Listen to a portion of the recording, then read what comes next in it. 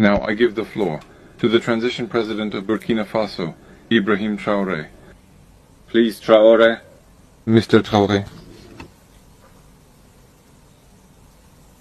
Comrade, President Vladimir Putin.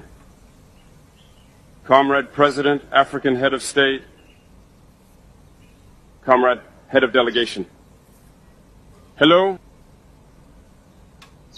It is an honor for me this morning to speak here and to pass on the fraternal greetings from the people of the country of honest men. This is also the place for me. First of all, I want to give thanks to God Almighty, who has allowed us to gather here this morning in good health to talk about the future and the well-being of our peoples. I want to apologize to the elders I might offend with my upcoming words. African identity demands the rights of birth. I must apologize. Comrades, I have a few questions from my generation. No one is a question we ask, but we have no answers. And it turns out that here we can air our dirty laundry because we feel like family. We feel like family in the sense that Russia is also a family for Africa. It's a family because we share the same history. Russia made enormous sacrifices to free the world from Nazism during World War II. The African peoples, our grandfathers, were also forcibly deported to help Europe get rid of Nazism. We share the same history in the sense that we are the forgotten peoples of the world. Whether in history books, documentaries, or films, we tend to overlook the significant role that Russia and Africa played. Right now, we are here to talk about the future of our peoples, of what will happen tomorrow, of this free world we aspire to, a world without interference in our internal affairs. We have the same perspectives, and I hope this summit will be an opportunity. So, to be able to build very good relationships for a better future for our peoples. The questions that my generation is asking are the following. If I can sum it up, it's not understanding how Africa, with so many riches beneath our soil, with a generous nature, of water, with abundant sunshine, Africa is today the poorest continent. Africa is a hungry continent. And how is it that our heads of state are traveling the world begging? Here are some questions we are asking ourselves and for which we still have no answers. We have the opportunity to weave new relationships. And I hope that these relationships can be the best to provide a better future for our people. My generation also asked me to say that because of this poverty, they are forced to cross the ocean to try to reach Europe. They are dying in the ocean. But soon, they won't go across because they will come in front of our palaces to seek their daily bread. As for Burkina Faso, today we have been facing for more than 8 years, in the form of protest, the most barbaric, the most violent form of neocolonialism, of imperialism.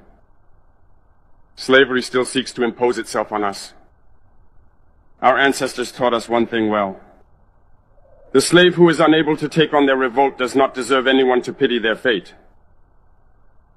We do not seek pity for our fate. We do not ask anyone to pity our fate. The Burkinabe people have decided to fight against the hypocrisy that hinders their development.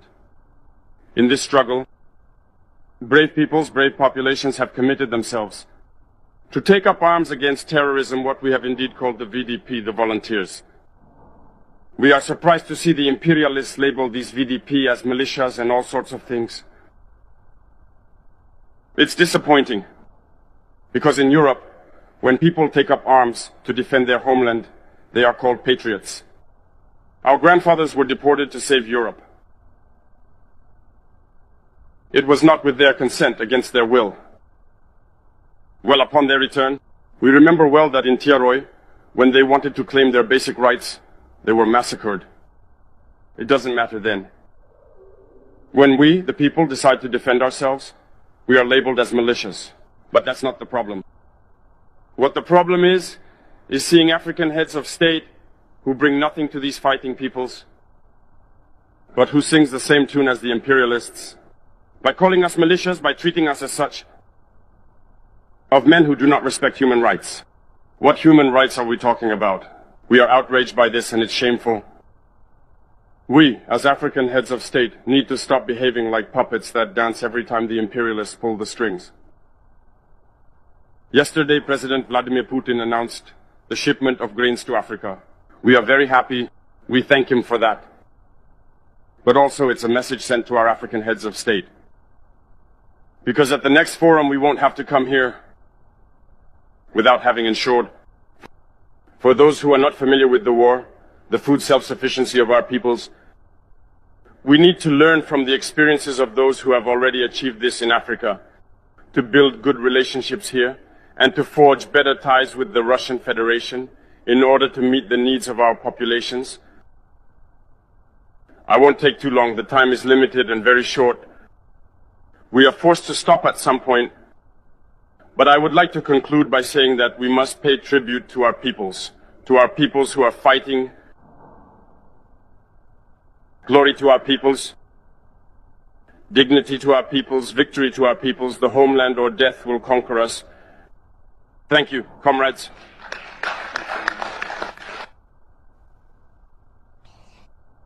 I would like to express my heartfelt gratitude to you, Jean-Pierre, for your invaluable support and assistance. Your help has been truly appreciated, and I am sincerely thankful for everything you have done. I would like to draw your attention to the issue of Russia regarding Nazism. The issue of Russia regarding Nazism.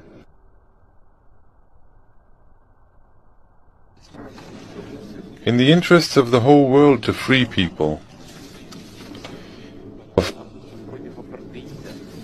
Nazism, the struggle against apartheid and colonialism is not fought solely in the interests of Africa. This struggle leads to results that improve situations all around the world. It's the whole world that benefits from it. In this sense, I agree with Mr. Touré. It reminds us of what happened during the Soviet era. The struggle that the Soviet Union and Russia